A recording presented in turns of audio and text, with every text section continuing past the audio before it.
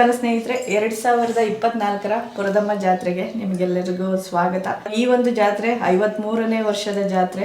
ನಮ್ಮ ತಂದೆಯವರು ಇದಕ್ಕೆ ಮುಂಚೆ ಒಂದು 23 ವರ್ಷ ಅವರು ಜಾತ್ರೆನ ಮಾಡಿರ್ಬೋದು. ಅದಕ್ಕಿಂತ ಮುಂಚೆ ನಮ್ಮ ತಾತನವರು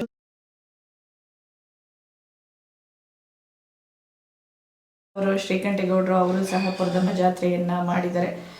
ಈ ಪುರದಮ್ಮ ದೇವಸ್ಥಾನವನ್ನ 1939ರಲ್ಲಿ ಸೊಪ್ಪಿನಹಳ್ಳಿಯ ಕುಳ್ಳೇಗೌಡರು ಸ್ಥಾಪನೆ ಮಾಡ್ತಾರೆ. ತದನಂತರ ಈಗಿರುವ ಏನು ಒಂದು ದೇವಸ್ಥಾನ ನೋಡ್ತೀರಾ, ಅದು 1989-90ನೇ ಸಾಲಿನಲ್ಲಿ ಸೊಪ್ಪಿನಹಳ್ಳಿ ಶ್ರೀಕಂಠೇಗೌಡರು ಅಂದರೆ ನಮ್ಮ ತಾತ ಅವರು ಕಟ್ಸಿರತಕ್ಕಂತಹ ದೇಗುಲ ನೀವೀಗ ನೋಡ್ತಾ ಇದ್ದೀರಾ.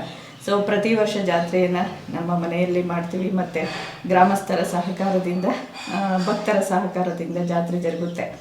ಸೊ ಈ ವರ್ಷದ ಜಾತ್ರೆ ಹೇಗಾಗುತ್ತೆ ನೋಡೋಣ ಬನ್ನಿ. ಏನು ಅಂತ ಅಂದರೆ, ನಮ್ಮ ತಂದೆಯವರು ಇಲ್ಲ, ಸೋಮೇಗೌಡರು, ಅವರು ಇದ್ದಾಗ ಹೇಗೆ ಜಾತ್ರೆ ಮಾಡ್ತಿದ್ರು ಅದು ನಮ್ಮ ಕೈಲಿ ಅಷ್ಟು ಮಾಡೋಕ್ಕಾಗುತ್ತೋ ಇಲ್ವೋ ಗೊತ್ತಿಲ್ಲ. ಸೊ ನಮ್ಮ ಕೈಯಲ್ಲಿ ಇಷ್ಟ ಆಗುತ್ತೆ ನಾವು ನಡೆಸ್ಕೊಡ್ಬೇಕು ಅಂದ್ಬಿಟ್ಟು ನನ್ನ ತಮ್ಮ ದರ್ಶನ್ ಅಂದ್ಬಿಟ್ಟು ಅವನೇ ಜವಾಬ್ದಾರಿಯನ್ನು ಹೊತ್ಕೊಂಡು ಮಾಡ್ತಿದ್ದಾನೆ. ಈ ವರ್ಷದಿಂದ ಅವನು ಜಾತ್ರೆ ಮಾಡೋದಕ್ಕೆ ಪ್ರಾರಂಭಿಸ್ತಿದ್ದಾನೆ. ಇದು ವಂಶ ಪಾರಂಪರ್ಯವಾಗಿ ನಡೆದುಕೊಂಡು ಬರ್ತಿದೆ. ಹಾಗಾಗಿ ಏನು ಕುಳ್ಳೇಗೌಡರ ಮನೆತನದ ವಂಶಸ್ಥರಿಂದಲೇ ಇಂದಿಗೂ ಸಹ ಪುರದಮ್ಮನ ಜಾತ್ರೆ ನಡೆಯುತ್ತೆ ಸ್ನೇಹಿತರೆ. ಇನ್ನು ಸಾಕಷ್ಟು ಜನರಿಗೆ ಪುರದಮ್ಮನ ಜಾತ್ರೆ ಯಾವಾಗ ನಡೆಯುತ್ತೆ ಅನ್ನೋದು ಗೊತ್ತಿರುವುದಿಲ್ಲ. ಪ್ರತಿ ವರ್ಷ ಯುಗಾದಿ ಹಬ್ಬ ಕಳೆದ ಮರುದಿನ ತಾಯಿಗೆ ಜಾತ್ರೆ ನಡೆಯುತ್ತೆ. ಯುಗಾದಿ ಹಬ್ಬ ಭಾನುವಾರ ಏನಾದರೂ ಬಂದಿತ್ತು ಅಂತ ಅಂದರೆ ಸೋಮವಾರ ಜಾತ್ರೆ ಮಾಡೋದಿಲ್ಲ, ಅದರ ಬದಲಾಗಿ ಮಂಗಳವಾರ ಮಾಡಲಾಗ್ತದೆ. ಅದರ್ವೈಸ್ ಪ್ರತಿ ಯುಗಾದಿ ಕಳೆದ ಮರುದಿನ ಪುರದಮ್ಮನ ಜಾತ್ರೆ ನಡೆಯುತ್ತೆ. ಸೋಮವಾರ ಯಾಕೆ ಜಾತ್ರೆ ಮಾಡಲ್ಲ ಅಂತಂದರೆ, ಪುರದಮ್ಮಗೆ ನಾನ್ ವೆಜ್ ಎಲ್ಲ ಮಾಡ್ತಾರಲ್ಲ, ಸೊ ಹಾಗಾಗಿ ಸೋಮವಾರ ಅಲ್ಲಿ ಜಾತ್ರೆ ನಡೆಯಲ್ಲ. ಅದು ಬಿಟ್ಟು ನೆಕ್ಸ್ಟು ಮಂಗಳವಾರ ನಡೆಯುತ್ತೆ. ಈ ಸಲ ಮಂಗಳವಾರ ಹಬ್ಬ ಬಂದಿರೋದ್ರಿಂದ ಬುಧವಾರ ಜಾತ್ರೆ ಬಿದ್ದಿದೆ. ಸೊ ದೇವ್ರನ್ನೆಲ್ಲ ತೋರಿಸ್ತೀನಿ, ಹೇಗೆಲ್ಲ ಇರುತ್ತೆ ಪ್ರಿಪ್ರೇಷನ್ನು, ಅಲಂಕಾರ, ಉತ್ಸವ ಮೂರ್ತಿ ಅಂತೆಲ್ಲ ನಿಮಗೆ ತೋರಿಸ್ತಾ ಹೋಗ್ತೀನಿ. ಜಾತ್ರೆಯ ತುಣುಕುಗಳನ್ನು ಈ ಒಂದು ವಿಡಿಯೋದಲ್ಲಿ ನೀವು ನೋಡ್ಬೋದು ಸ್ನೇಹಿತರೆ. ಶ್ರೀ ಪುರದಮ್ಮನ ಉತ್ಸವ ಮೂರ್ತಿಗಳು, ದೊಡ್ಡಮ್ಮ ಮತ್ತು ಚಿಕ್ಕಮ್ಮ ಪಾಲಿಶ್ ಹಾಕ್ತಾ ಇದ್ದೀವಿ.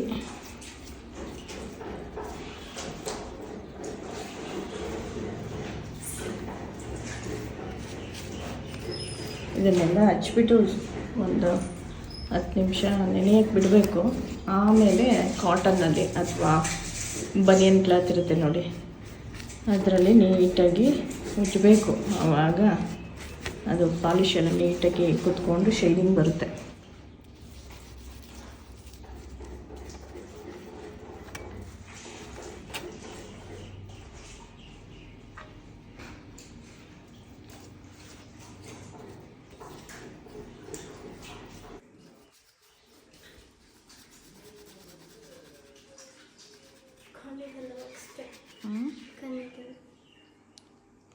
ಏನು ನಿನ್ನ ಹೆಸರು?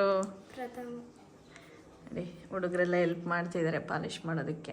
ನೋಡಿ, ಇದು ಹುಡುಗರು ಮಾಡಿರೋದು. ಈ ರೀತಿ ಇನ್ನೂ ಶೈನಿಂಗ್ ಬರಬೇಕು. ಇದಿನ್ನೂ ಇದೆ ಉಜ್ಜೋದು. ಇದೊಂದು ಆಲ್ಮೋಸ್ಟ್ ಒಂದು 80% ಆಗಿದೆ. ಇನ್ನೂ ಒಂದು 20% ಬಾಕಿ ಇದೆ. ದೊಡ್ಡಮ್ಮಂದು ಪಾಲಿಶ್ ಮಾಡಬೇಕು. ಈ ರೀತಿ ಕಾಟನಲ್ಲಿ ಜೋರಾಗಿ ಉಜ್ಜಿ ಪಾಲಿಶ್ ಬರೆಸ್ಬೇಕು. ಆವಾಗ ಅದು ಶೈನಿಂಗ್ ಬರುತ್ತೆ.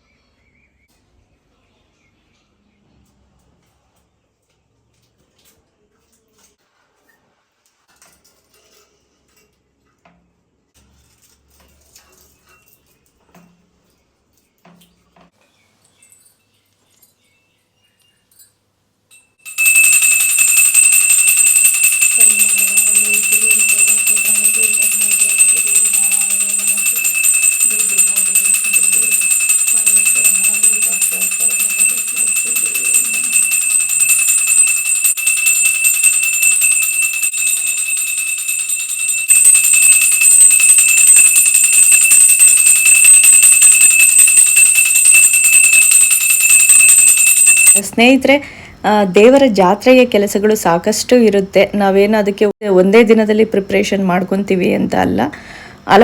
ಈ ಸಲ ಒಂದು ಹಲವಾರು ತಿಂಗಳ ಮುಂಚೆಯೇ ಒಂದು ಜಾತ್ರೆಗೆ ಪ್ರಿಪ್ರೇಷನ್ ನಡೆದಿತ್ತು ಅಂತಲೇ ಹೇಳ್ಬೋದು. ನನ್ನ ಪೂಜೆ ಆದ ನಂತರ ಈಗ ನನ್ನ ತಮ್ಮ ದರ್ಶನ್ ಪೂಜೆ ಮಾಡ್ತಿದ್ದಾನೆ. ಸೊ ಅವನ ಪೂಜೆನೇ ಮೇಯ್ನು ಈ ಒಂದು ಜಾತ್ರೆಯಲ್ಲಿ ಅಂತಲೇ ಹೇಳ್ಬೋದು. ದೇವರ ಅಲಂಕಾರ ಹೇಗಿದೆ ಅನ್ನೋದನ್ನ ಕಮೆಂಟ್ ಸೆಕ್ಷನಲ್ಲಿ ತಿಳಿಸೋದನ್ನ ಮರಿಬೇಡಿ. ಸ್ನೇಹಿತರೆ, ನೋಡ್ತಿರ್ಬೋದು ಜಾತ್ರೆಗೆ ಪುರದಮ್ಮನ ಉತ್ಸವ ಮೂರ್ತಿಗಳನ್ನು ಈ ರೀತಿ ಅಲಂಕಾರ ಮಾಡಲಾಗಿದೆ.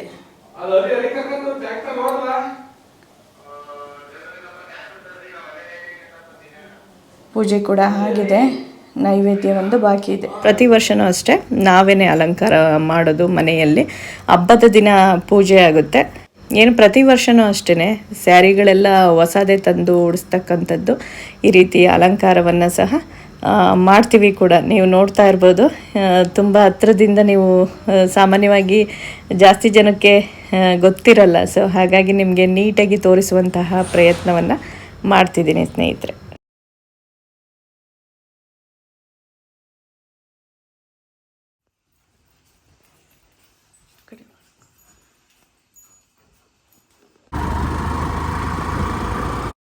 ಈಗ ಸ್ನೇಹಿತರೆ ಪುರದಮ್ಮ ಟೆಂಪಲ್ ಹತ್ರ ಬಂದಿದ್ದೀನಿ. ಜಾತ್ರೆ ನಡೆಯುವಂತಹ ಒಂದು ಕೇಂದ್ರ ಬಿಂದು ದೇವಸ್ಥಾನದ ಭಾಗ ಅಂತಲೇ ಹೇಳ್ಬೋದು.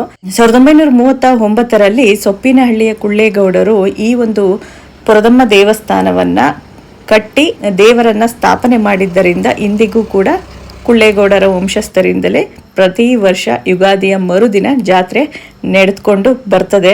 ನೀವು ದೇಗುಲದ ಅಂಗಳದಲ್ಲಿ ರಂಗೋಲೆ ಎಲ್ಲ ಹಾಕಿ ಯಾವ ರೀತಿ ಹಾಕಿದ್ದಾರೆ ಅದನ್ನು ಕೂಡ ನಿಮಗೆ ತೋರಿಸ್ತೀನಿ. ಮತ್ತು ಲೈಟಿಂಗ್ಸ್ ಎಲ್ಲ ಯಾವ ರೀತಿ ಮಾಡಿಸಿದ್ವಿ ಅದನ್ನು ಸಹ ನಿಮಗೆ ತೋರಿಸ್ತಾ ಇದ್ದೀನಿ. ಈ ಸಲ ದೇವಸ್ಥಾನದ ಸುತ್ತ ಸ್ವಲ್ಪ ಏನು ಭಕ್ತಾದಿಗಳಿಗೆ ಬಿಸಿಲಲ್ಲೆಲ್ಲ ನಿಲ್ಲೋದಕ್ಕೆ ಒಂದು ವ್ಯವಸ್ಥೆ ಆಗಿ ಶೀಟನ್ನು ಹಾಕ್ಸಿದ್ದಾರೆ. ಕಾಂಪೌಂಡ್ ಸುತ್ತಮುತ್ತ ಈ ಗೋಪುರ ಏನು ನೋಡ್ತಿದ್ರೆ ಇದನ್ನು ನಮ್ಮ ತಂದೆ ನಮ್ಮ ತಾತ ಅವರು ಇದ್ದಂತಹ ಟೈಮಲ್ಲೇ ಆ ಗೋಪುರವನ್ನು ಕಟ್ಟಿಸಿದ್ರು. ಸೊ ಈ ದೇಗುಲ ಯಾವ ರೀತಿ ಇಂಪ್ರೂವ್ ಆಯಿತು ಅನ್ನೋದನ್ನೆಲ್ಲ ನಾನು ದೇಗುಲದ ಬಗ್ಗೆ ಒಂದು ಡಾಕ್ಯುಮೆಂಟ್ರಿನ ಸಿದ್ಧಪಡಿಸಿ ಯಾವಾಗಲಾದರೂ ಪ್ರಸಾರ ಮಾಡ್ತೀನಿ ಸಾಧ್ಯವಾದಷ್ಟು. ಅದಕ್ಕೆಲ್ಲ ದೇವರ ಅನುಗ್ರಹ ಬೇಕು. ಸಾಕಷ್ಟು ಜನರಿಗೆ ಇದರ ಬಗ್ಗೆ ಅಷ್ಟೊಂದು ಹೆಚ್ಚಿನ ಮಾಹಿತಿ ಇಲ್ಲ. ಈ ದೇಗುಲ ಯಾವ ರೀತಿ ಬಂತು ಏನು ಎತ್ತ ಅಂದ್ಬಿಟ್ಟು ಸಾಕಷ್ಟು ಯೂಟ್ಯೂಬ್ನಲ್ಲಿ ನಾನು ವಿಡಿಯೋಗಳನ್ನು ಸಹ ನೋಡಿದೆ. ಒಬ್ಬೊಬ್ಬರು ಒಂದೊಂಥರ ಏನೇನೋ ಸ್ಟೇಟ್ಮೆಂಟ್ ಎಲ್ಲ ಕೊಟ್ಬಿಟ್ಟಿದ್ದಾರೆ ಆ ಥರ. ಸೊ ಹಾಗಾಗಿ ಸಾಧ್ಯವಾದಷ್ಟು ಸತ್ಯವಾದ ಮಾಹಿತಿಗಳನ್ನು ಕೊಡೋದು ಒಳ್ಳೆಯದು ಅಂತ ನಾನು ಹೇಳೋದಕ್ಕೆ ಇಷ್ಟಪಡ್ತೀನಿ. ಹಾಗೆ ದೇಗುಲದ ಒಳಭಾಗದಲ್ಲಿ ಯಾವ ರೀತಿ ಇದೆ ಹೂವಿನ ಅಲಂಕಾರ ಅನ್ನೋದನ್ನು ಸಹ ನೀವು ನೋಡ್ಬೋದು. ಈ ಸಲ ಒಂದು ಯುಗಾದಿಲಿ ತುಂಬಾ ಬಿಸಿಲಿತ್ತು, ಸಾಲದಕ್ಕೆ ಹೂವಿನ ರೈಟು ಕೂಡ ಗಗನಕ್ಕೇರಿತ್ತು ಅಂತಲೇ ಹೇಳ್ಬೋದು. ದೇವರನ್ನು ಕೂಡ ತೋರಿಸ್ತಾ ಇದ್ದೀನಿ. ದೇಗುಲ ಎಲ್ಲವನ್ನ ಸ್ವಚ್ಛಗೊಳಿಸಿ ಜಾತ್ರೆಗೆ ಈ ರೀತಿ ನೀಟಾಗಿ ಸಿದ್ಧಪಡಿಸಲಾಗಿದೆ. ತೇರನ್ನು ಸಹ ನೀವು ನೋಡಿದ್ರೆ ಅದು ಸಹ ಬೆಳಗಿನ ಉತ್ಸವಕ್ಕೆ ಸಿದ್ಧ ಆಗಿದೆ. ಸುಮಾರು ಒಂದು 5 kg ರಂಗೋಲಿಯನ್ನು ಯೂಸ್ ಮಾಡಿ ಅಲ್ಲಿ ಏನು ಇದ್ದಾರೆ ಸ್ಥಳೀಯರು ಅವರೇನೆ ರಂಗೋಲಿ ಎಲ್ಲ ಹಾಕಿದ್ರು. ತುಂಬಾ ಚೆನ್ನಾಗಿ ಹಾಕಿದ್ರು ಕೂಡ, ನನಗೂ ತುಂಬಾ ಇಷ್ಟ ಆಯಿತು.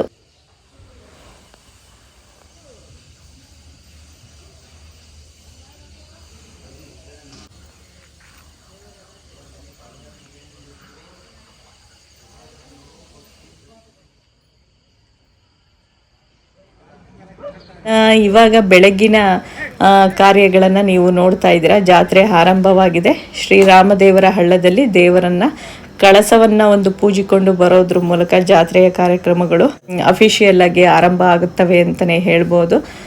ಚಿಕ್ಕ ಮಕ್ಕಳು ಕೈಯಲ್ಲಿ ಕಳಸವನ್ನು ಕೊಡ್ತೀವಿ. ಈಗ ಪೂಜೆ ಶುರುವಾಗಿದೆ, ನೀವು ನೋಡ್ತಿರ್ಬೋದು. ನಕ್ಷತ್ರ ಶುಭ ಯೋಗ ಶುಭ ಕರಣ ಏ ಗುಣಃ ವಿಶೇಷೇಣ ವಿಶಿಷ್ಟಾಯ ಮಮ ಉಪಾರ್ಥ ಸಮರ್ಥ ಕ್ಷೇದ್ವಾರ ಶ್ರೀ पुरदम देवताभ्य नमः प्रीत्यर्थं श्री जोडेश्वर देवताभ्य नमः प्रीत्यर्थं श्री रामलिंगेश्वर स्वामी देवताभ्य नमः प्रीत्यर्थं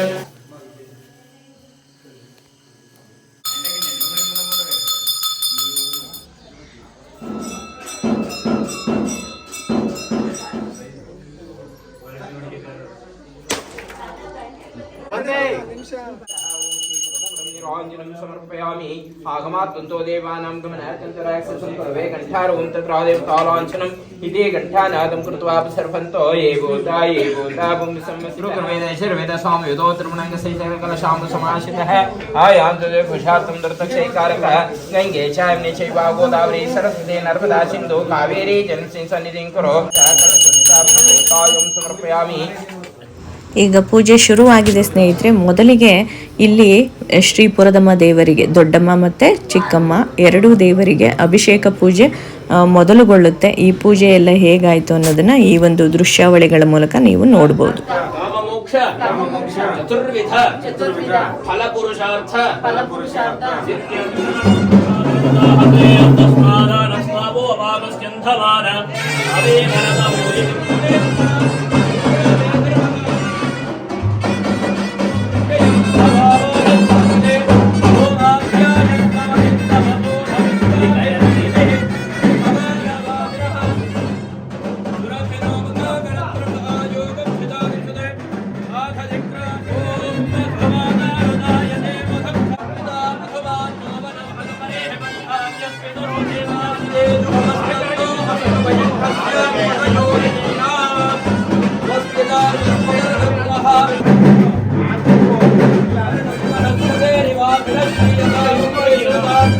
लक्ष्मीं जातवेधो महावहान्तां महावहजातवेधो लक्ष्मीमरभगामिनीं यस्यां हिरण्यं विन्देयम्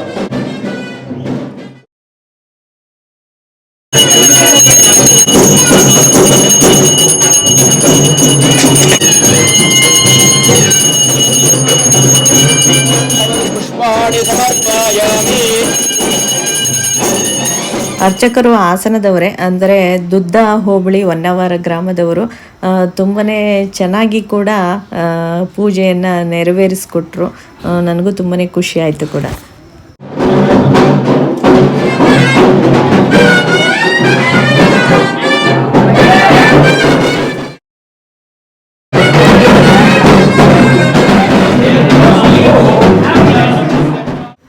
ಈಗ ದೇವರಿಗೆ ದೃಷ್ಟಿ ಪೂಜೆ ನಡೀತಾ ಇದೆ, ನೋಡ್ಬೋದು ನೀವು ಹೇಗಿದೆ.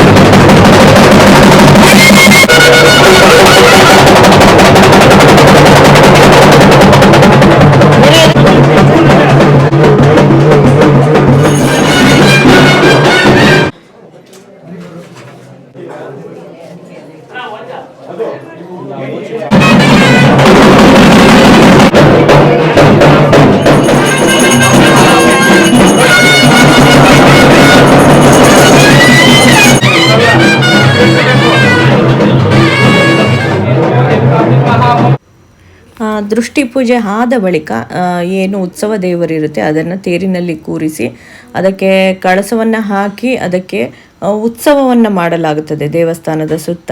ಸೊ ಆ ಕಾರ್ಯಕ್ರಮವನ್ನು ನೀವು ಇನ್ನು ಮುಂದೆ ನೋಡ್ತಾ ಹೋಗ್ತೀರಾ. ಅಂದರೆ ವರ್ಷಕ್ಕೊಂದು ಬಾರಿ ತೇರಿಗೆ ಜಾತ್ರೆಯ ಟೈಮಲ್ಲಿ ಅನ್ನವನ್ನು ಹಾಕ್ಲಾಗ್ತದೆ. ಸೊ ನಮ್ಮ ಚಿಕ್ಕಪ್ಪನವರು ಮುಂದೆ ನಿಂತು ಮಾಡ್ತಿದ್ದಾರೆ.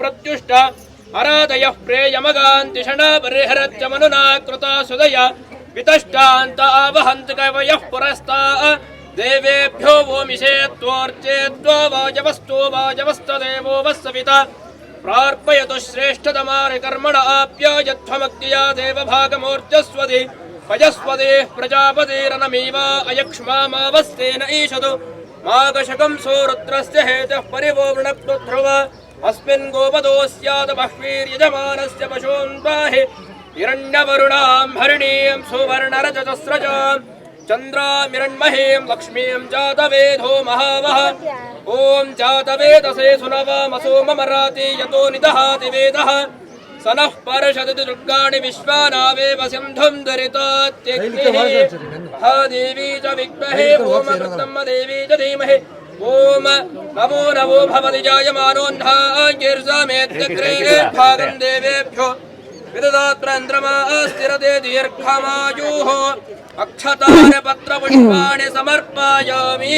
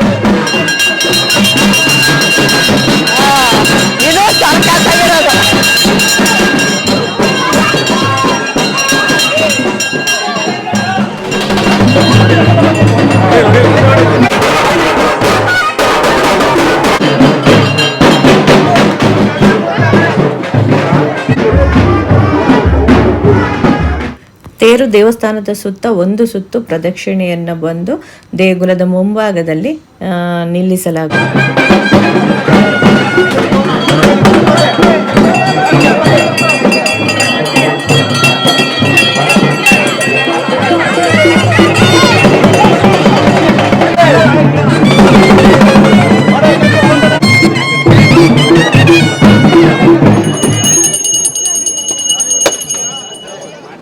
ಇಲ್ಲಿಗೆ ತೇರನ್ನು ಎಳೆದು ಆಯಿತು.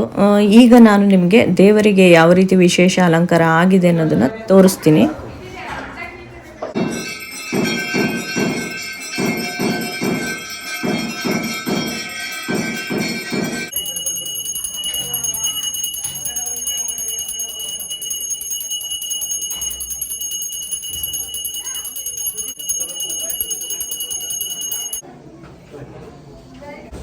ವಿಶೇಷ ಅಲಂಕಾರ ಈ ರೀತಿ ಮುಗಿದು ದೇವರಿಗೆ ಪೂಜೆ ಮಾಡಲಾದ ನಂತರ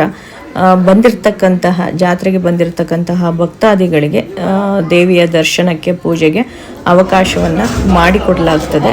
ಸೊ ಇಷ್ಟು ಬೆಳಗಿನ ಕಾರ್ಯಕ್ರಮಗಳು ಮುಕ್ತಾಯವಾಗುತ್ತೆ. ಇನ್ನು ಸಂಜೆಯ ಉತ್ಸವಕ್ಕೆ ನಾವೆಲ್ಲ ಪ್ರಿಪ್ರೇಷನ್ ಮಾಡ್ಕೊಳೋದು ನಮ್ಮ ಕೆಲಸಗಳು ಸಾಗೇ ಇರುತ್ತೆ ಅಂತಲೇ ಹೇಳ್ಬೋದು. ಸೊ ಹೂವನ್ನೆಲ್ಲ ನಾವು ಜಾತ್ರೆಯ ಸಂಜೆಯ ಉತ್ಸವಕ್ಕೆ ಬೆಂಗಳೂರಿಂದ ತರಿಸ್ತೀವಿ ಪ್ರತಿ ವರ್ಷ ಅಷ್ಟೇ. ಬೆಂಗಳೂರಿನ ಮಾರ್ಕೆಟಿಂದನೇ ನಾವು ಪ್ರತಿ ವರ್ಷ ಹೂವನ್ನು ತರಿಸೋದು. ಅಲಂಕಾರ ಎಲ್ಲ ಯಾವ ರೀತಿ ವಿಶೇಷವಾಗಿದೆ, ಹೇಗೆ ಬಂದಿದೆ ಅನ್ನೋದನ್ನು ನೀವು ತಿಳಿಸ್ಬೋದು. ಸೊ ದೇಗುಲದಲ್ಲಿ ಬ್ಯಾಕ್ಗ್ರೌಂಡ್ಗೆ ಶಿವಮೊಗ್ಗ ಮೂಲದ ಯಾರೋ ಭಕ್ತರೊಬ್ಬರು ಬೆಳ್ಳಿಯ ತಗಡನ್ನು ಹಾಕಿಸ್ಬಿಟ್ಟಿದ್ದಾರೆ. ಸೊ ಅದು ಪ್ರತಿದಿನ ನೀರಲ್ಲಿ ವಾಶ್ ಆಗೋದ್ರಿಂದ ಅದು ತನ್ನ ಒಂದು ಏನು ಬಣ್ಣವನ್ನು ಕಳೆದುಕೊಂಡಿದೆ ಅಂತಲೇ ಹೇಳ್ಬೋದು. ಮುಂಚೆ ಇತ್ತಲ್ಲ ಕಲ್ಲು, ಅದೇ ಚೆನ್ನಾಗಿತ್ತು ನೋಡೋದಕ್ಕೆ ಅಂತ ನನ್ನ ಒಂದು ವೈಯಕ್ತಿಕ ಅಭಿಪ್ರಾಯ. ಈಗ ಸಂಜೆಯ ಉತ್ಸವಕ್ಕೆ ದೇವರನ್ನು ಅಲಂಕಾರ ಮಾಡ್ತಾ ಇದ್ವಿ. ಕಳಸವನ್ನು ಪೂಜೋದು ನನ್ನ ಕಸಿನ್ ಮಧು ಮತ್ತು ನಾನು ಸೇರಿಕೊಂಡು ಕಳಸವನ್ನು ಪೂಜಿದ್ವಿ. ಅಂದರೆ ಸೀರೆ ಎಲ್ಲ ಉಡಿಸೋದು, ಅಲಂಕಾರ ಅದೆಲ್ಲ ಮಾಡಿದ್ವಿ. ಹೂವನ್ನು ಬೇರೆಯವರ ಹಾಕ್ತಿದ್ದಾರೆ, ನೀವು ನೋಡ್ತಿರ್ಬೋದು. ಇವ್ರದ್ದಂತೂ ಪರ್ಫಾರ್ಮೆನ್ಸ್ ತಿಂಡಿ ಆಯಿತಾ, ಕೇರಳದಿಂದ ಬಂದಿದ್ರಂತೆ, ಯಾರು ಭಕ್ತರು ಕರೆಸಿದ್ರು. ತುಂಬಾ ಚೆನ್ನಾಗಿ ಪರ್ಫಾರ್ಮೆನ್ಸನ್ನು ಕೊಟ್ಟರು ಕೂಡ.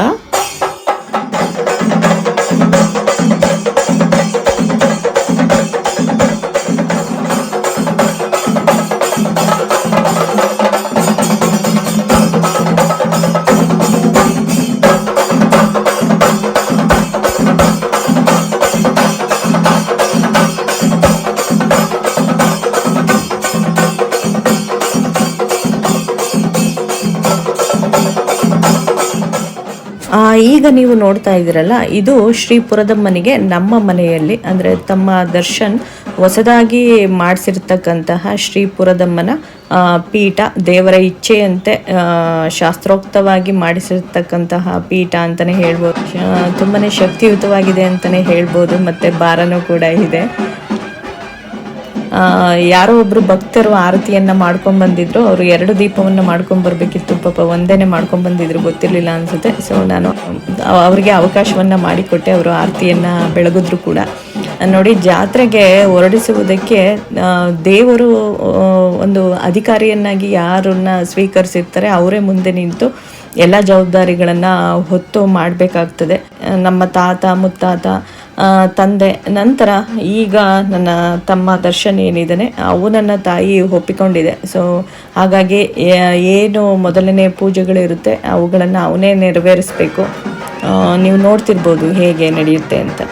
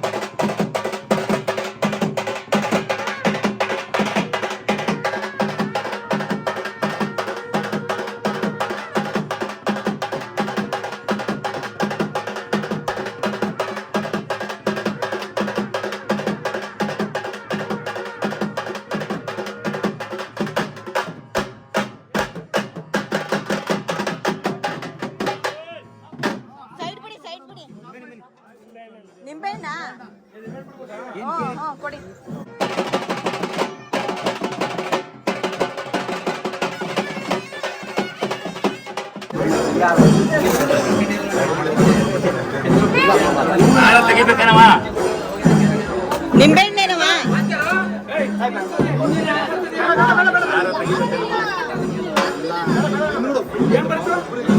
ಏನಿಲ್ಲ ಹೂ ಮಾಡ್ತಷ್ಟೇ.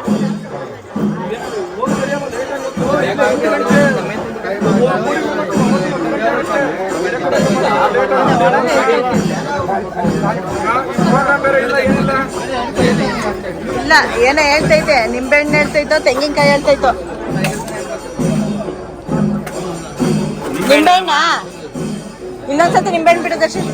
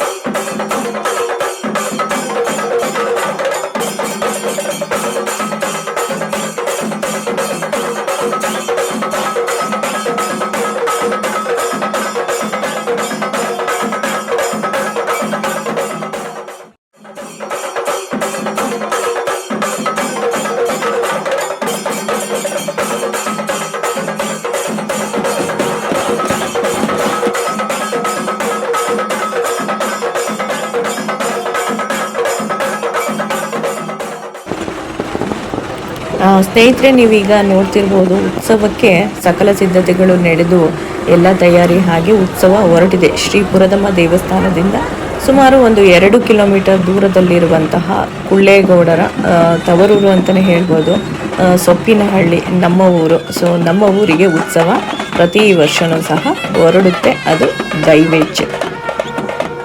ಬೆಳವಾಡಿ ಮೂಲದ ಪುರದಮ್ಮನ ಭಕ್ತರು ಎತ್ತುಗಳನ್ನು ಸಹ ಕರೆದುಕೊಂಡು ಬಂದಿದ್ರು, ನಾವು ಉತ್ಸವದಲ್ಲಿ ಸಾಕ್ತೀವಿ ಅಂತ. ಸೊ ಅವರಿಗೂ ಒಂದು ಅವಕಾಶವನ್ನು ಕಲ್ಪಿಸಿಕೊಟ್ಟಿದ್ವಿ ಉತ್ಸವದಲ್ಲಿ ಹೋಗೋದಕ್ಕೆ.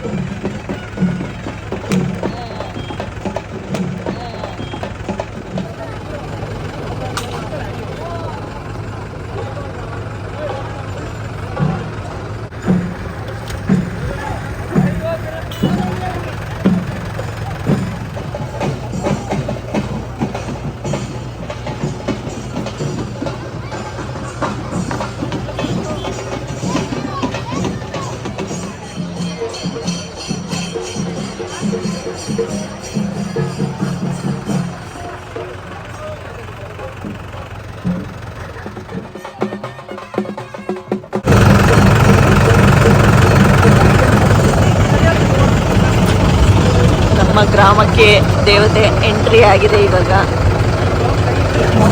ಎಲ್ಲ ಜನ ಎಲ್ಲ